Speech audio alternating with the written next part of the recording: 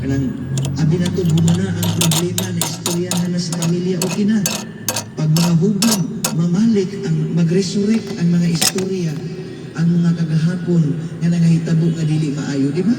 Abi na kung si Kristo lang ma-resurrect, apil di ay ang mga kasakit o mga istorya nga nahitabo sa kagahapon. Hato paging ibalik-balik. Tungod ba kay nasakit paghihapon kita? Tungod ka ha? Tungod ba? Kay di pa nato madawat. Tungod sa atong garbo, dili pa ta kadawat. Di ba? Kung ano sa may punto ni Kristo ano yan ang isulti ka? Ang punto ni Kristo na dili unta ka mag-dwell diha sa atong mga sala. Dili unta ka mag-dwell sa mga kasakit sa kagahapon. Ang gusto sa Dios na mutindog kita, mutanaw o mubaklay padulong ngadto sa unahan diin siya naghulat kanato. Pero nganong dili man nato mamunga mga igsuon, nganong sa pagbaklay nato padulong sa dalan nga giandam ni Kristo, ang dalan nga atong giagian karon gisimento na ni Kristo, di ba? Kinsa may unang nagpasan sa krus, kita o si Kristo? Tubag, kita o si Kristo? Ano di mo mong tubag? Ha? Naulaw gihapon mo? Si Kristo, namitay na nakatabang siya ka nato. Pero kita, nag-uol. Manong nag-uol man ta, maulaw ta mo buol kang Kristo. Kay guilty ka. Diba? Ngayon si Kristo, humanan ako gipasan ang inyong krus. Humanan ako nagpakamatay para kaninyo, para ma-prove na ako akong gugma para kaninyo. Ganong dili man mo maka-response sa gugma nako, sa inyong gugma pod, sa paagi na mahatag ninyo balik sa Diyos. Diba? Ano ka nga igsuon? Ang Diyos ay hatag ang gugma ka nato. Pero kita, usahay buhatag, but most of the time, dili. Ano na, tungod sa dakong garbo. Munang rason nga nung si Lucifer ni palayas niya sa paraiso. Ang sala ni Lucifer, mauman ang iyang garbo. Ngunit na ang number one sin is pride. Mauta na ang balakid na nung di nato makita. Inautas misa ba kayo? Kawali si Father. Kinahanglan ang atong garbo gyud. Kuhaan atong garbo. Dili nato taas. Good. Hindi sa dusa ko natin ilikay. Sa dusa ko natin dinala ang plano sa Diyos. Oh, ay plano ang Dios para sa ato. Nang mapayugsanon gyud kuno ta. Patigbabaw nato ang gugma. Si Kristo na patyon. Kwarta, wag tingo ko kwarta. Sabi ka na, nananaw ka ng Sara, toser? Toser? Hindi man po tagutok, toser, siguro na kayo. Oo, timingsin. Hindi man tagutok.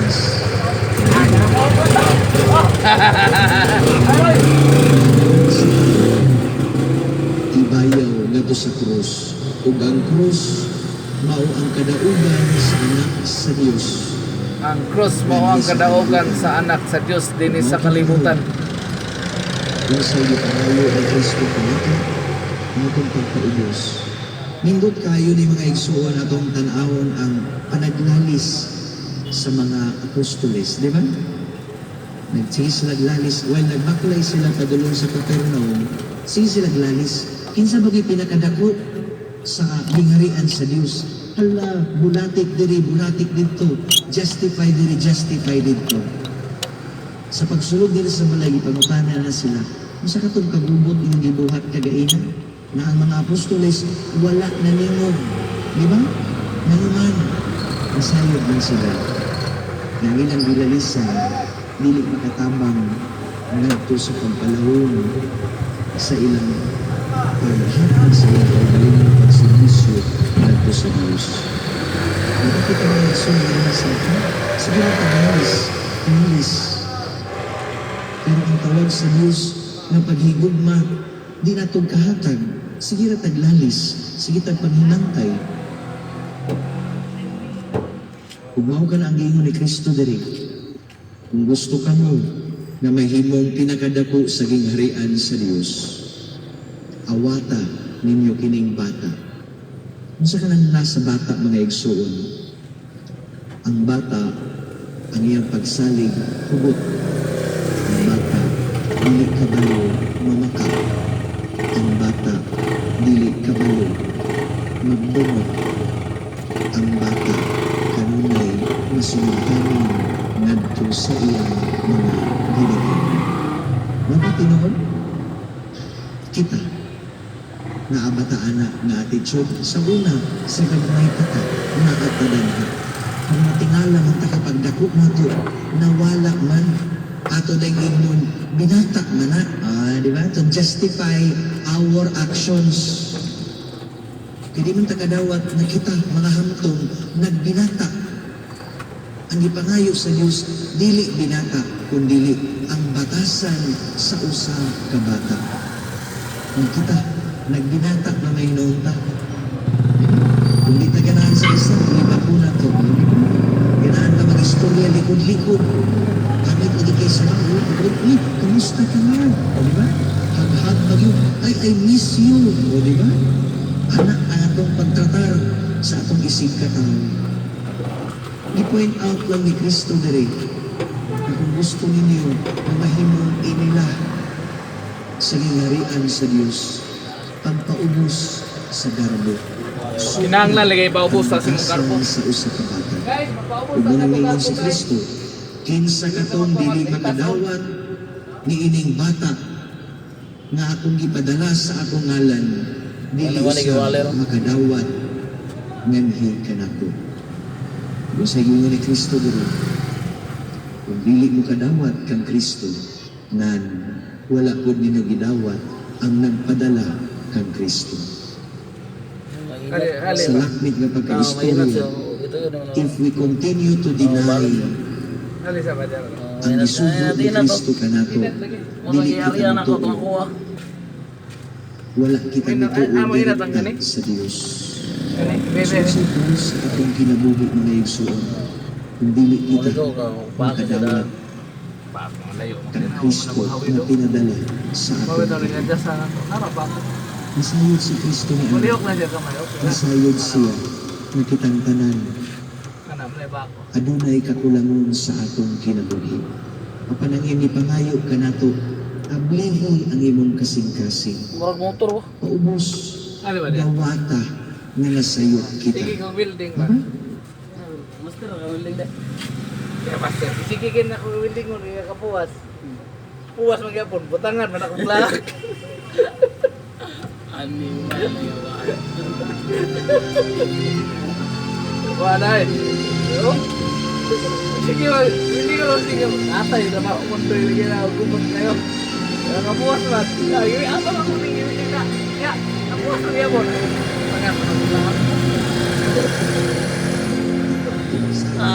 Wala tawag ang puwasa na. Nasayod si Kristo kung sa atong mga kakulangon. Ang yan lamang ipangayo, alik, sunod ka na ko. Alik, salig ka na ko.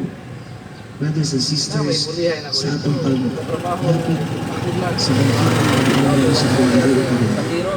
Atong isahin ang atong mga kasing-kasing na ito kanila. Pao, nagligid pa ako. Atong pagkakaroon ang gasa sa Diyos. Nangangkat. Pao, nagligid ang mayro.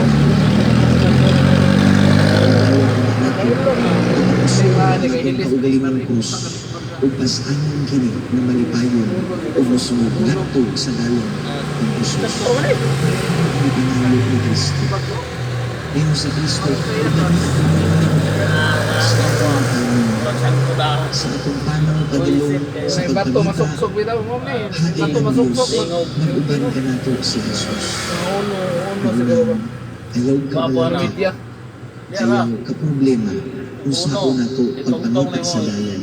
Kaya na si Kristo Kita gitong-tong ano yun. nag-uban ka Wala, nato. itsura na makawiran. dapat Abag ko, ha, may Father, problema sa tayo. unang Kay pag pagtuong kumangligid. pagsalig, di pangilan di ako. unang kanunay kita Dili ba sa tuma. Di ba may problema to imo kay pag kumangligid. Pag utang ani. Problema ana. Nga nihilis. kay mao ka na Tao ang ng ligid atong na sayad. kinahanglan. Niya kita nagtulang usog Lupod ko ang imo para sa kalayo. pagkatubang sa daghang problema Oo naman nga po no. sa atong kinabuhi. Sama nga si Kristo kanunay nag-ampo ngadto siya amahan. Kita usab moawat ni Kristo nga mag-ampo ngadto sa atong Ginoo. Kay ang Dios kanunay andam mutabang ug likay siya nga mutabang. Nga naman ni panayo kablihan ang mga kasangkasang pagpasugod ako aron ko ang buhiya kanunay ngadto sa dalan sa pagkaitaron. Malaygo ng Diyos. Karoon na pinag-uusapan ang mga pag-angko, nagatuwa ko sa isa ka Diyos na makagagahol sa Kanya, mabubuhat sa langit o sa lupa, o sa tanang mga makita o dili makita. Nagatuwa ko sa usa ka Ginoo, si Hesus Kristo ang tugtugna sa Diyos. Gianak sa amahan sa wala kay katuigan, Diyos gikan sa Diyos, kahayag gikan sa kahayag. Matuod nga Diyos, gikan sa Diyos nga matuod. Gianak dili ginuha, usab kinaiya sa amahan. Pinaagi kaniya na nahimo ang tanan. Tungod kanatong mga tao, o alang sa atong kaluwasan. Ni kanaog siya gikan sa langit, sa lalang sa Espiritu Santo. Nahimo siya nga may lawas, gikan kang Maria nga ulay, o nahimong tao. Tungod kanato gilansang siya sa krus sa sugo ni Poncio Pilato. Naganto siya na matay o ginubog sa ikatulong adlaw na banaw siya para mabuhay ang sa sulatan. Nisaka siya sa langit o nagalingkod sa tuo sa amahan. Bumalik siya na mahimayaon aron paghukom sa mga buhi o sa mga minatay o ang iyang ginilian walay katapusan. Nagatuwa ko sa Espiritu Santo, ang Ginoo o magahatag sa kinabuhi. Nagagikan siya sa amahan o sa anak, bungan sa amahan o sa anak. Gisimba siya o gihimuyo, o misulti pinaagi sa mga propeta. Nagatuwa ko sa usa, Santos, Katoliko o Apostoliko nga simbahan. Nagaila ako sa usang kabunian, alang sa kapasayloan sa mga sala. Nagapaabot ako sa pagkabanhaw sa mga minatay o sa kinabuhi sa umaabot na kalibutan. Mag-ampo kita sa Dios Amahan, mga lumo nga kasing-kasing iyang kitang hatagan. Sa matag pangamuyo, kita mo ingon, mapaubsanon kasing-kasing, ihatag ka namo Ginoo. Mapaibsanong kasing-kasing, ihatag ka namo Ginoo. Nga ang mga lideri sa simbahan, kanunay utang magpabili na mapaubsanon o maalagaron sa tanan. Mag-ampo kita sa Ginoo. Mapaubsanon kasing-kasing, ihatag ka namo Ginoo. Nga ang mga nagdumala sa atong gobyerno, ila untang nakaplagan ang matuod ng kabarto, diha sa pag-alagad sa katawan. Mag-ampo kita sa Ginoo. Mapaubsanon kasing-kasing, ihatag ka namo Ginoo. Magkainang tuwid sa pag-ano, mas magatang paunta ang patalimog sa kawali ni Kristo sa paghalad sa iya ng kaugalingon, isip mga suburon sa inarian sa Diyos. Mag-ampo kita sa Ginoo. Na pinaagi sa grasya sa Diyos, hinduan ta sa kasina o kaibog ang atong kasing-kasing o pulihan sa pagkamay ugmaon o pagkamang gihatagon. Mag-ampo kita sa Ginoo. Mapaubsanon kasing-kasing, ihatag ka namo Ginoo. Nga ang mga nagtutuon ng amagay, makasulod na unta sa kinganian, nagitagana alang sa mga napiibsan. Mag-ampo kita sa Ginoo. Sa kahilo, mag-ampo kita alang sa mga katuyuan sa atong komunidad o sa atong personal na pamimahayag.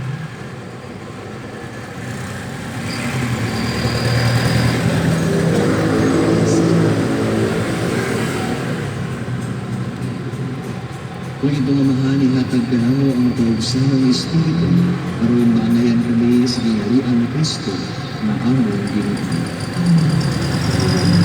Alang sa pagkakas sa Kristo, alang sa kapsi ng pagkakas, panagibutan ng pagkakas, ang bukas